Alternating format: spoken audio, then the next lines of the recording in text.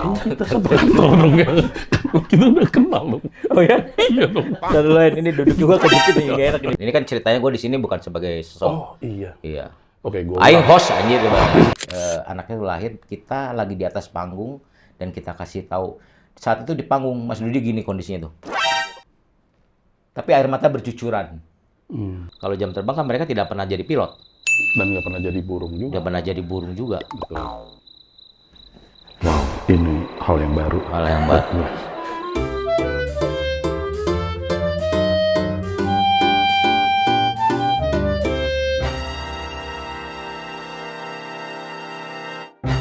Selamat pagi, saya ulangi lagi. Selamat pagi, selamat siang, selamat malam.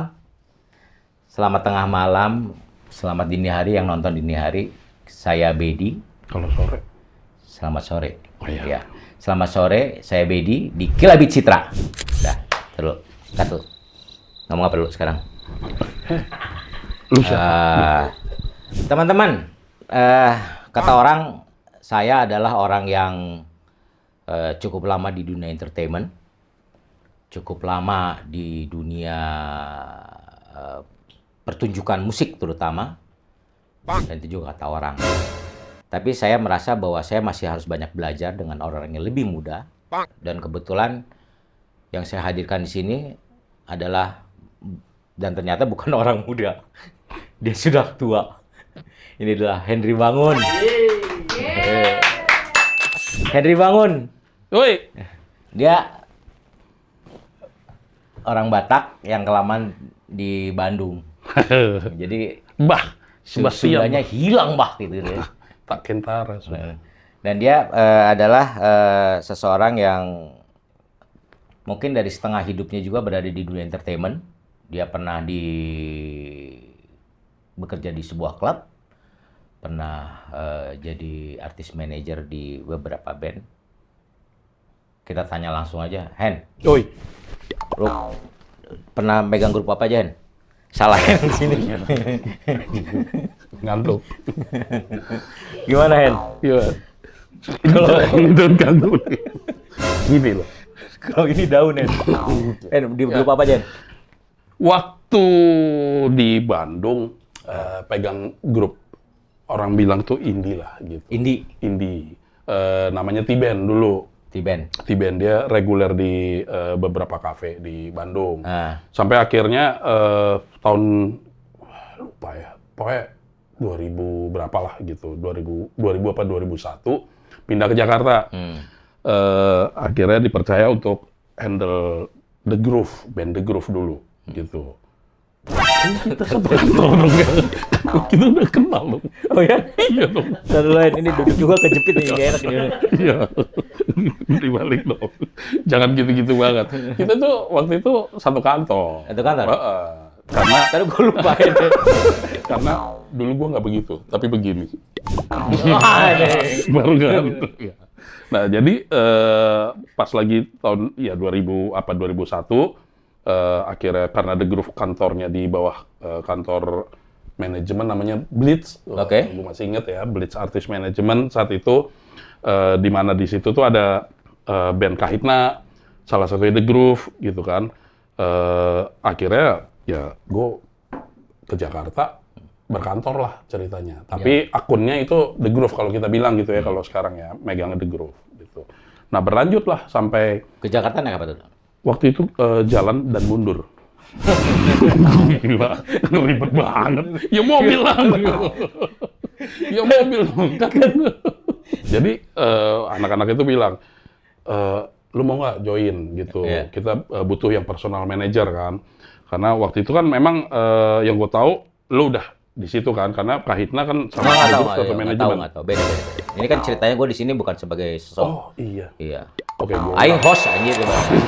gue ulang ya. Oke.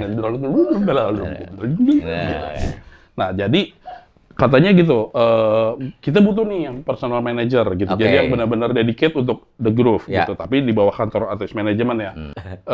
Gue inget banget tuh waktu itu. The Groove-nya belum ada manggung karena rekaman. Gitu. Jadi, gila nih. Gak ada manggung kan berarti gak ada pemasukan dong. Masa gitu, sih? Iya dong. Kan Duit dari mana kalau gitu? tuyul. Ya enggak lah gitu kan, tetap ada tabungan. Tapi waktu pas lagi, kita kan biasanya dulu gini, kalau artisnya manggung, berarti si manajer kan dapat dong gitu kan, persentasenya gitu. Nah, waktu pas di situ tuh, wah lagi program rekaman gitu kan. Ya udah belum ada, dan memang waktu itu udah setengah rekaman lah gitu, hampir jadi. Sama Sony Music ya? Labelnya sama Sony Music, tapi waktu itu studionya kayaknya kita pakai studio di Musika kalau nggak salah ya, di album itu ya. Album 1. Album 2. Iya, album 2. Nah, akhirnya lumayan lah bertahan. Nah, untungnya itulah kelebihannya waktu pas lagi karena The Groove itu di bawah Blitz Artist Management, jadi ada ibaratnya tuh uang transportnya gitu. Jadi ya nggak zong-zong banget sih gitu. Karena juga saat itu The Groove punya base camp di Tebet. Akhirnya ya udah tinggal aja di situ. Walaupun ada rumah ya di Jakarta gitu kan. Hebat banget. Ada 15, ada rumah, gue punya 15 gitu. Tapi kamar semua aja rumahnya gitu. Karena waktu itu base camp itu di Tebet, kantornya itu di Majestic. Jadi ya udah mobilisasi sampai akhirnya kayak gini. Gila Tebet, buset deh, keluar tuh udah langsung kayak gitu. Intinya sukses aja Bama The Groove ya. Setelah itu lo pegang apa lagi? Setelah itu gue di 2000, lupa ya, tahun 2005, 2006, ada grup akapela dan namanya Jamaica Cafe. Terus udah gitu keren nih. Si band yang dari Bandung. Iya, betul, yang cewek semua. Terus udah gitu sempat bantuin dulu grup rap ya, Neo. Ada grup juga rada metal lah, Keripik Pedes.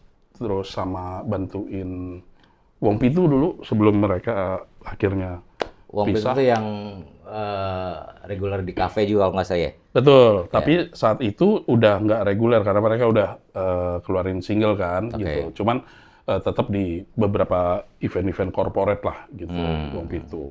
Terus udah gitu masuk sekarang di company 12 Wire sebagai talent director gitu. Di 12 Wire. 12 Wire gitu. Gila, bahasa Inggris berarti keren deh. Gue latihannya tuh sebulan untuk nyebut nama 12 Wire, 12 Wire gitu. Sebulan lah. 12 Wire. Iya, itu dia. Artinya apa 12 Wire itu? Jadi kabel ke 11 ya. 12 aja udah 12. Oh, 12 Kenapa ya. dikurangin sih? Gitu. Kan biar maju. Ya pokoknya kita tuh bergerak di itulah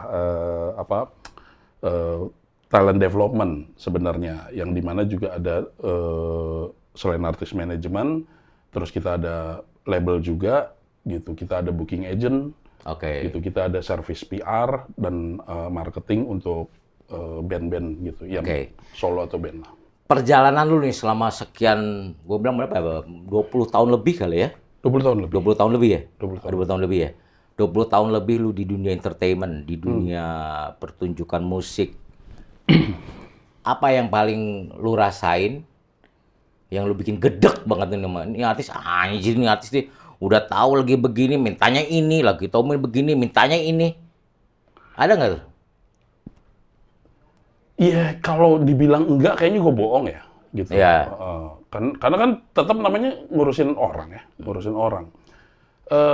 Gue paling bukan kesel ya, karena akhirnya udah jadi biasa sih ya, gitu. Tapi dan ini selalu terjadi, gitu.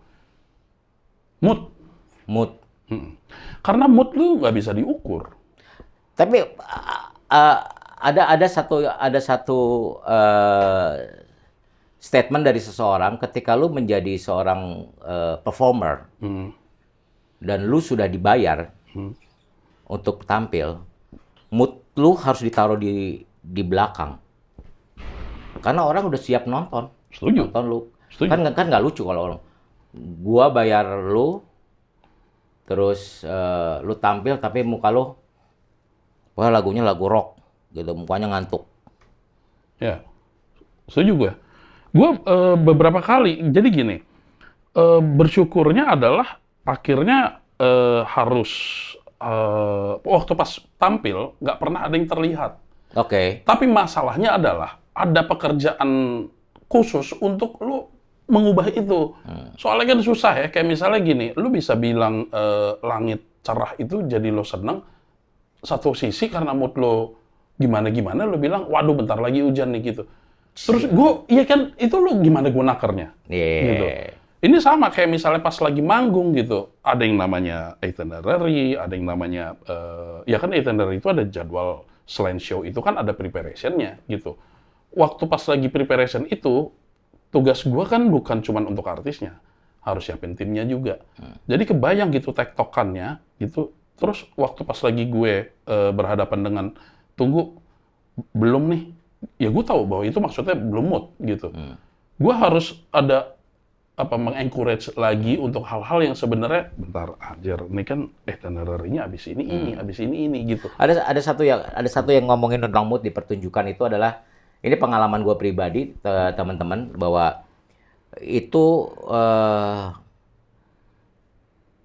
satu tindakan profesional, saya pikir. Pemain bassnya Kahitna, namanya Dodi Is. Ini bukan ngomongin tentang lari ya, Dot. Mohon maaf, Dot.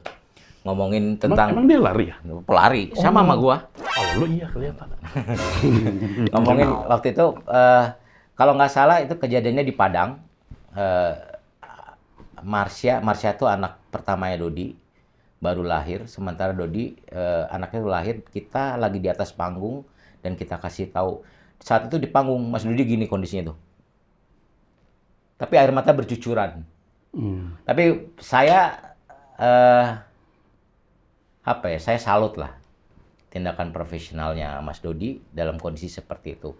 Setelah itu habis manggung langsung cabut ke bandara, dia pulang ke Bandung duluan. Karena waktu itu kondisi kita lagi tur. Dan itu salah satu tindakan profesional dari seorang artis. Ya, kaitannya tetap jalan, show-nya tetap keren, terus manggungnya juga gila-gilaan waktu itu. Dan Dodi juga tetap kondisi saat itu juga nggak tahu apa kayak itu mood atau kondisi hati ya. Tapi kan ngeliat kondisi situasinya ya sebenarnya juga lagi galau kan, dia nungguin anaknya lahiran. Bayangin aja nggak ada anak istrinya lagi mau melahirkan, suaminya tidak ada di tempat, sementara itu anak pertama. Ya, itu malah bukan mood sih, Mas. Itu bukan mood? Bukan mood, karena itu kan lo emang keadaannya, artinya ada tolak ukurnya. Anak, gitu kan, kelahiran, gitu. Ini mood kan lebih ke yang lo nggak tahu kenapa. Cuman lo doang gitu. Jadi waktu pas disampein pun nggak relate sama orang, menurut gua. Lagi begini apa ya? Pesan listrik bunyi nggak ya di rumah? Itu Parno. Tit, terngiang-ngiang. Ketiduran. Gue pernah ada nih kejadian yang kayak gitu, kayak Mas Dodi. Personil Jamaica Cafe. Selama gue pegang Jamaica Cafe, ada satu personil yang... Terus Jamaica Cafe itu adalah? Grup akapela. Grup akapela? Grup akapela Indonesia. Satu personilnya itu pernah kejadian meninggal satu hari bapaknya, beberapa tahun kemudian ibunya, pas manggung. Nah, itu gue bisa relate gitu, dan kita akan support apapun itu gitu. Jadi yang kayak gitu-gitu sih sebetulnya gue masih bisa tolerir lah. Maksudnya ya siapa sih yang mau kayak begitu kan. Tapi kalau mood yang bicara soal tunggu deh gitu, masih belum siap, masih belum apa gitu, ntar dulu. Iya kenapa ya? Kenapa? Karena kan timnya udah siap, produksi udah beres gitu. Tinggal naik manggung, tinggal manggung atau soundcheck gitu kan. Kenapa? Terus akhirnya kita harus nunggu. Efeknya kan akhirnya itu jadi kebiasaan gitu. Nah itu yang tadi pertanyaan yang di awal itu, yang bikin kesel apa? Ya itu sih. Kalau gue harus tahu mood, gue susah sih. Cuma nggak bisa nolak kan. Karena bukan dukun gitu ya? Gue bukan cenayang juga gitu. Dukun apa cenayang bedanya? Bedanya dukun ada D-nya. Cenayang nggak ada C. Nggak ada. Gue suka kejebak kayak gini nih. Bahaya nih pertanyaannya nih. Bro, pelan-pelan. Kalau lu apa? Apa tuh? Yang lu paling kesel? Gue yang paling kesel. Nah, kondisi apa? Gila. Belum. Kecepatan gue ya. Kecepatan. Nggak ada sih, gue baik-baik aja grup gue kebetulan, karena grup Kahitna grup hebat sih. Oh yaudah, gue juga baik-baik aja. Masa mesti gue kasih tahu sih? Ya mohon maaf ya, yang gue yang punya acara gimana? Oh, Gua iya.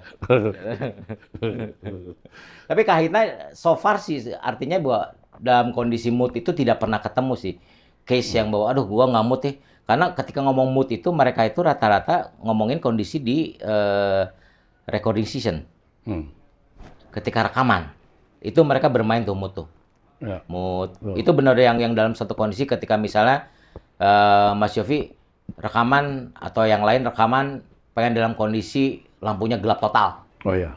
Nah itu masih masuk lah. Ya. Tapi ketika mereka sudah dalam kondisi klien sudah membayar untuk on stage, mereka semua profesional semuanya Kak dalam hal ini.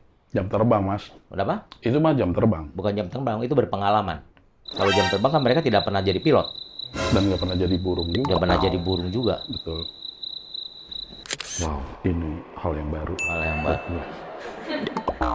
Sekali lagi. Gimana nih memang kita balikin? Pembicaraan ini memang tidak penting sebenarnya. Gimana kita balikin ini gitu. ya itu oke lah. Untuk rekaman tuh kan kita mesti pakai rasa gitu. Itu oke lah gitu. Dan termasuk latihan juga gitu gue. Misalnya gini kayak dulu ya, misal The Groove deh.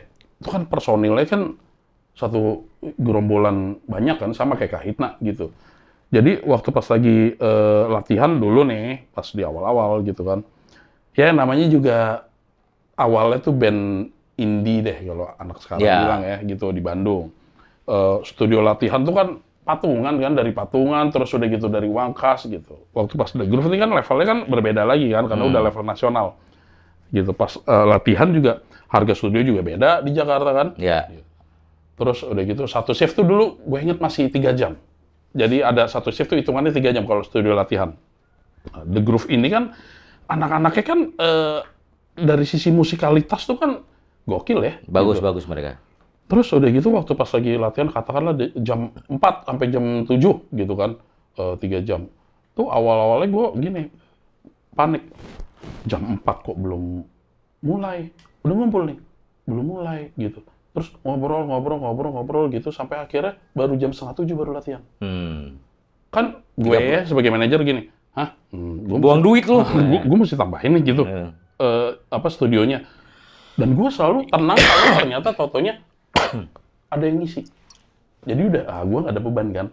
Penuh guys, sorry nih gitu. Dan itu berkali-kali. Sampai akhirnya gue belajar, oh iya, karena latihan itu cuman jamnya doang yang kita lock. Tapi mereka latihan sebenarnya adalah waktu pas lagi kumpul sebelum instrumen itu bunyi. Waktu pas lagi akhirnya latihannya cuma setengah jam, terus bagus, disitulah baru gue belajar sebagai artist manager gitu ya, untuk kayak lebih gini, ya outputnya sih menurut gue. Gue udah nggak hitungan kayak dulu waktu masih band sebelum The Groove itu kan kayak jam 4 lu mesti jreng jam 4 gitu. Kayaknya kan profesi ini kan nggak ada sekolahannya. Masa sih? Nggak ada. Apa ya? Iya, yang di Cinere juga udah tutup.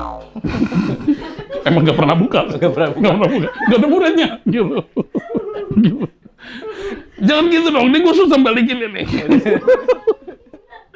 Terus akhirnya gue dari situ, oh ya udah deh, daripada gue dulu 3 jam itu jadi lebih wow nggak? Nggak jaminan juga sih. Jadi menurut gue kalau misalnya akhirnya lo latihan cuma setengah jam, asal dia efektif, ya udah nggak apa-apa. Setengah jam latihannya? Setengah jam latihannya. Jadi bayar setengah jam juga? Enggak, bayarnya 2,5 jam. Gue nego lagi gitu. Enggak lah, tetap full. Gitu. Cuman tapi terbuang kan tetap ya, berarti sayang juga sih. Akhirnya nggak terbuang. Sekarang gini, mereka kapan waktu pas ngumpulnya? Iya dong. Iya. Lu kalau udah selesai dari situ udah masing-masing. Ada cacicus ngobrolnya. Pentatonics, skatonics, apalah gitu. Coba bisa main ini. Gitu kan. Jadi itu lebih penting sih. Iya.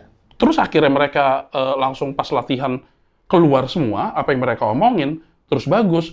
Itulah yang akhirnya gue melihat hasil akhirnya The Groove panggungnya nggak berhenti. Karena mereka bahasnya tuh di situ. Kalau kita lihat juga waktu mereka di panggung itu banyak hal-hal dari musiknya itu yang on the spot. Karena mereka udah kebiasaan latihannya tuh ngobrol, Lu kalau ini ke sini ntar diginin dari yang awalnya cuma bercanda, tapi ya kembali lagi mereka kan musisi. Gitu. Kalau kita mah jadi anjir, jadi berantakan gitu. Kalau mereka kan udah tahu aja lagi ngobrol gini pakai kode apa segala macam, udah dapet aja di panggung. Dan menurut gua mending gitu sih. Gitu. Kemudian kan ngomongin lagi ke talent-talent muda lah ya. Ngomongin talent muda tuh gen apa? Talent muda tuh gen apa tuh? Gen sekarang gen Z ya. Enggak, gue lebih sering dipanggil tante. Gila, aneh banget gitu.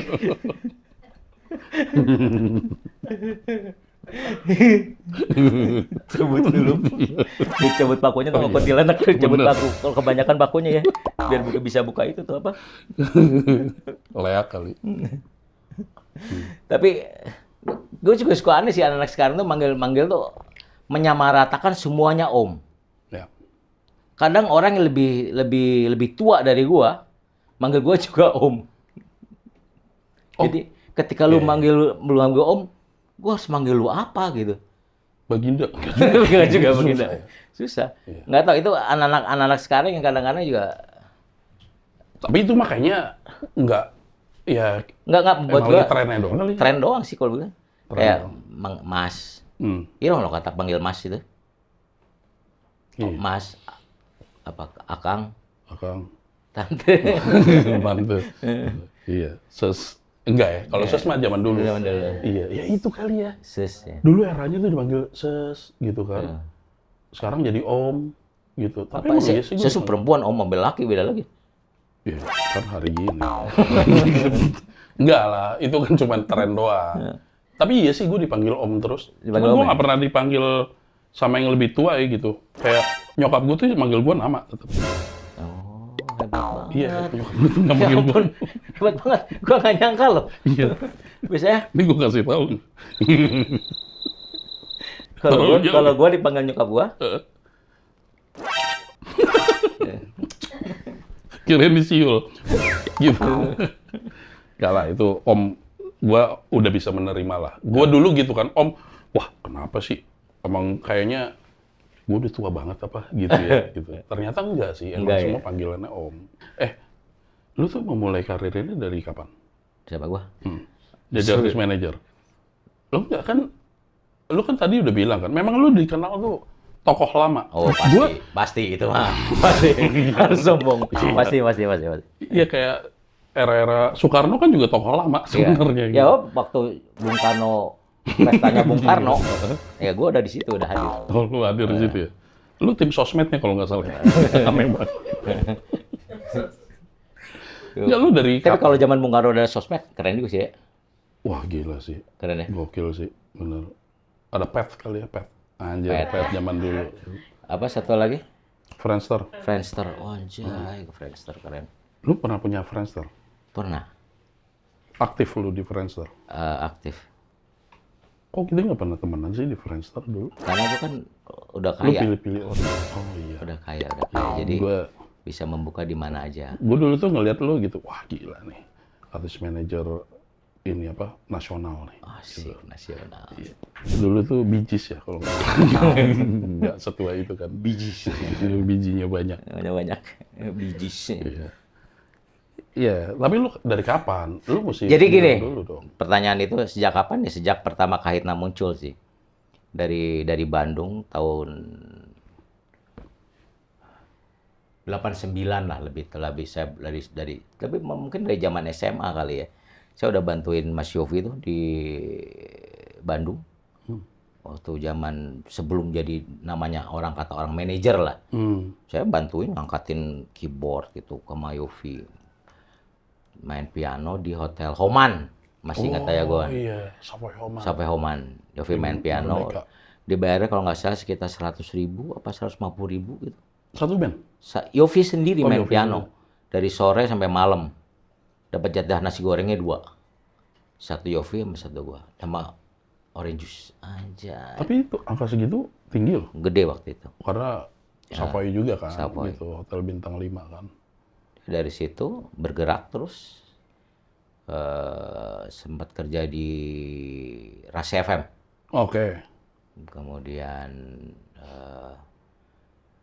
Yofi ngajakin saya, "Bet, ke itu yuk, ke Jakarta yuk. Jualin band," katanya. "Ayo, ini band Kahitna kita jual yuk." Ayo, ya udah. Dari situ saya bergerak terus ke Jakarta, bolak-balik Jakarta, bolak-balik Jakarta. Masih bolak-balik ya? Masih bolak-balik. Dan itu juga jalan mundur. Waktu itu jalan dan mundur.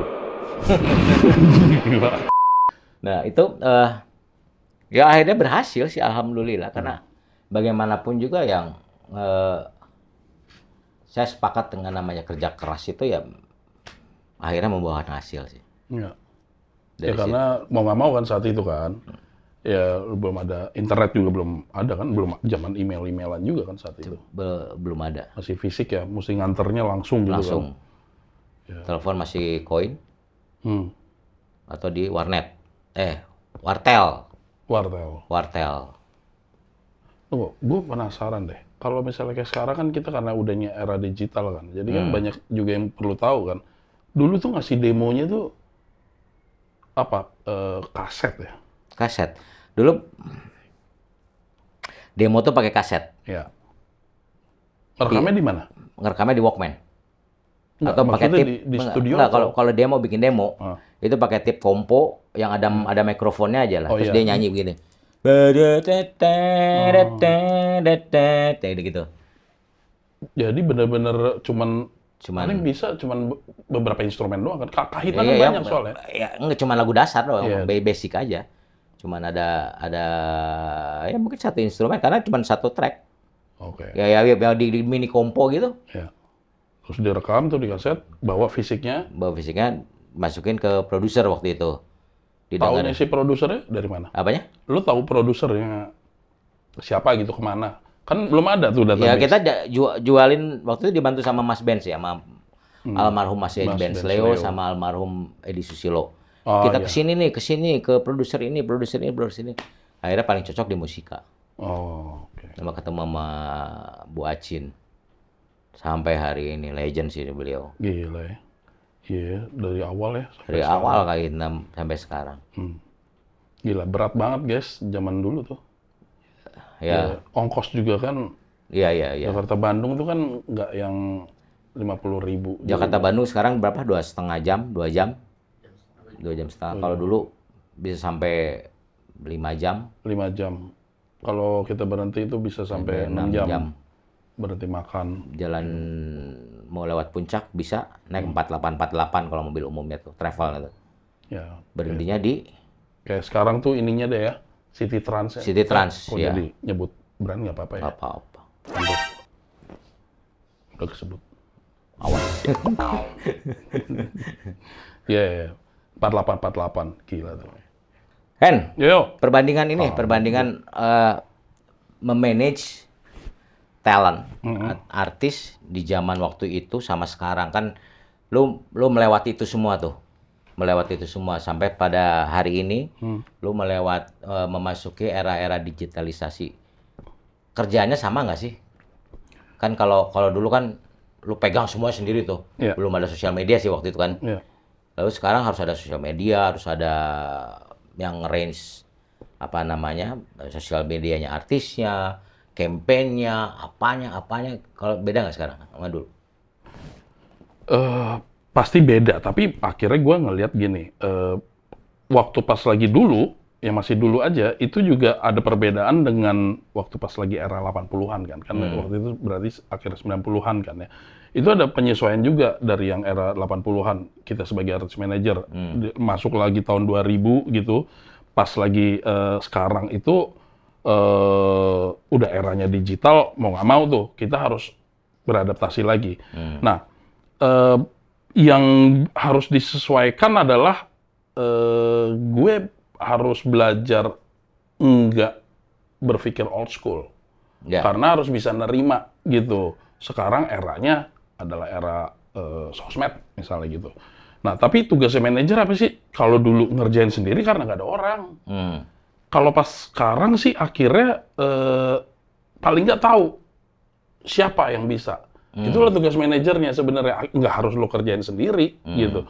Tapi yang paling kita perlu tahu adalah soal DNA si artis ini kayak gimana nih. Ya, gitu. lu tinggal bikin strategic plan-nya doang. Betul, gitu. Siapa yang ngerjain? Ya gue, bukan orang sosmed. Jadi harus tahu diri juga gitu. Karena apa? Bisa. Karena sekarang device semua pasti bisa kan, semua aplikasi gampang. Tapi yang nggak bisa kan adalah selera. Selera gue ngelihat kayak ini lah ya gitu misalnya.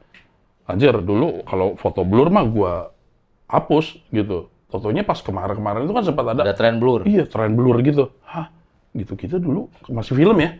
Masih film itu nggak kita cetak. Kan kita kalau nyetakan tuh per foto kan ya harganya. Yang blur pasti kita buang gitu. Tapi pas sekarang malah yang blur yang diambil Di blur-blurin gitu. Di blur-blurin gitu sampai gini. Ya kalau gua masih berpikir zaman dulu, ya nggak bisa belajar gitu. Selera anak sekarang.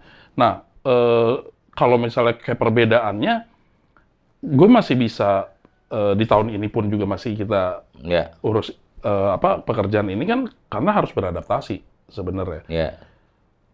Enak nggak?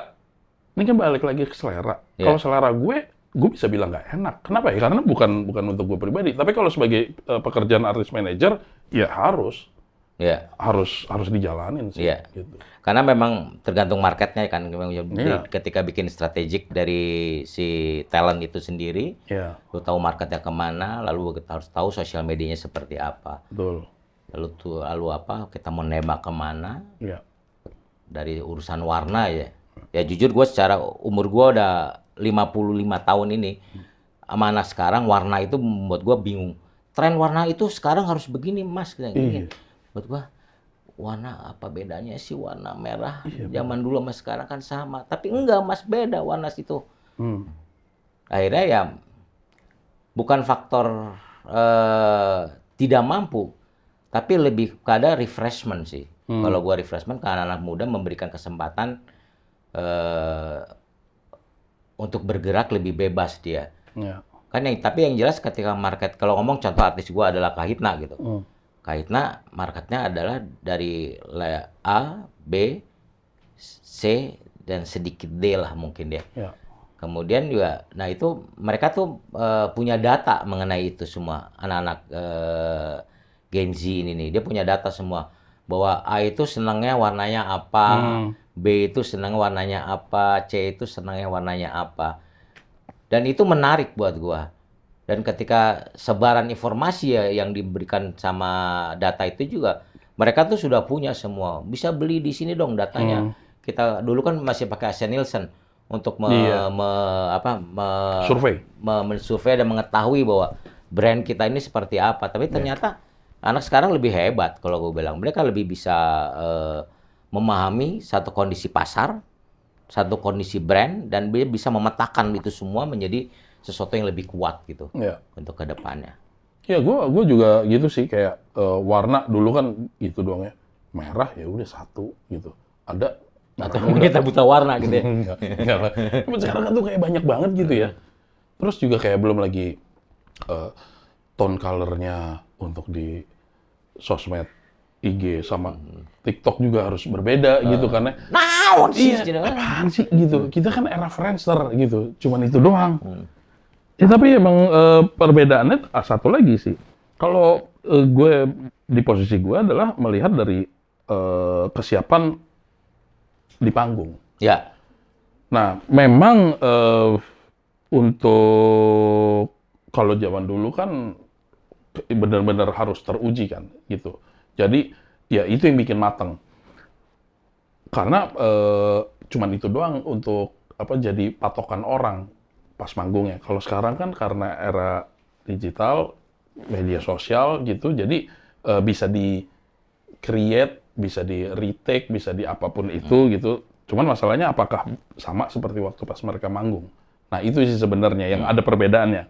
Kalau saat itu dulu, ya udah pasti harus bisa manggung gitu, mainnya harus rapi gitu kan.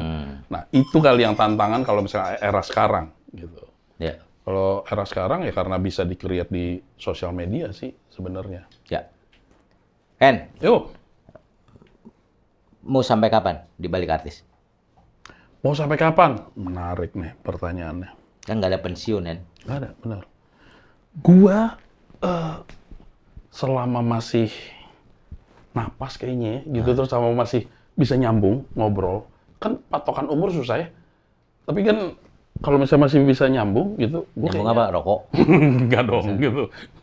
Kayak ngobrol tuh nyambung gitu ya, misal lu ngomong soal makan, gua nggak ngomong soal pemandangan gitu. Ya, mesti nyambung gitu. Kayaknya gua kan Udah ada cita-cita buat itu, Pak? Mau pensiun gitu? pensiun, kita kan nggak ada pensiun tadi lu bilang gimana sih?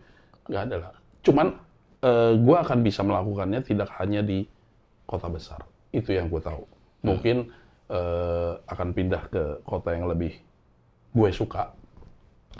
Tapi tetap ngerjain apa yang gue suka kayak sekarang. Bandung gitu? Sama aja Bandungnya gitu-gitu. Iya, gitu. Ya gue akan ke Belgia. Enggak, jauh banget. Sama banget sama gue ya. Iya, lu Belgia Timur kan, gue di selatan Oke. gitu. Itu cuma beda di A sama O doang kok. Gitu. Teman-teman, terima kasih sudah ngobrol-ngobrol bareng Henry Bangun. Saya merasa juga ini nggak tahu berguna apa enggak. Yang pasti, yang pasti kita sudah berbagi pengalaman buat teman-teman semuanya di Kilabit Citra. Sampai ketemu. Ya Allah.